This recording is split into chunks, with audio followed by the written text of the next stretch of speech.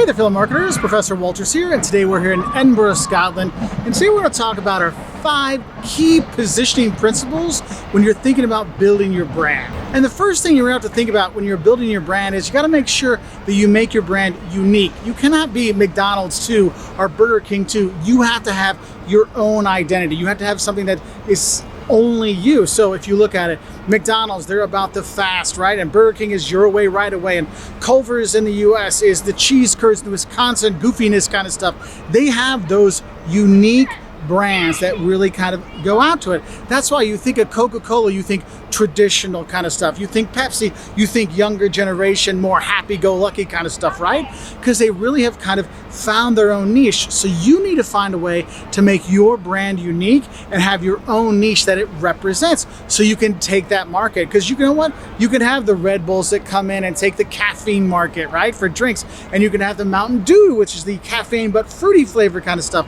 You can have these different niches out there, but you need to make sure that you're unique with your brand. Because nobody goes for a brand that just copies McDonald's, because if I want McDonald's, I'm gonna go to McDonald's. If I want Wendy's, I'm gonna go to Wendy's, not somebody that's trying to knock it off. So make sure, first thing that's most important is be unique with your brand. Now, the next thing I want to say really important about your positioning is make sure those attributes that you become unique on, you try to build your brand on, are important to the customers. Think about it. FedEx has built their entire brand on next day delivery and guarantees and speed and professionalism. That is their thing. If you have to get something the next day to wherever it needs to go, no matter what, you do FedEx. You don't do the local post office. You don't do anybody else. You do FedEx because they built their brand on that, and they know that for people, that's what's important. That trustworthiness, that get it there the next day, guarantee stuff, that's what's important. So they built their brand on that. And that's what you have to think about is what is important to your client? What are those most important kind of things? And build the brand around that. Now, the third brand positioning principle you really need to remember is this, enduring. Your brand is going to endure longer than the president of the company or you and things like that. So you have to think more longer term. What do we want this brand to represent long term? Because if you keep switching what your brand means, people don't know what it stands for. Are you the family restaurant? Or are you the millennial restaurant? Are you a coffee shop? What are you, McDonald's? I'm kind of confused what you're going for here. You want to make sure you realize is, look, what is our long-term plan here?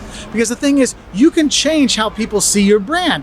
In the 70s and early 80s, Toyota was seen as a bad car, but they weren't. They started making better cars, more consistent cars that worked better, ran better, looked better, and over time they changed the brand. And now we think of Toyotas are pretty good cars, and they know that, look, it took us time to do that, but that brand that we build will go a long way. So make sure what you're doing is going to help build the brand long term so that it can endure. And another thing you have to think about when you're positioning your brand is make sure those things that you're positioning your brand on are believable. I remember way back in the day, we had Spuds McKenzie, the original party animal.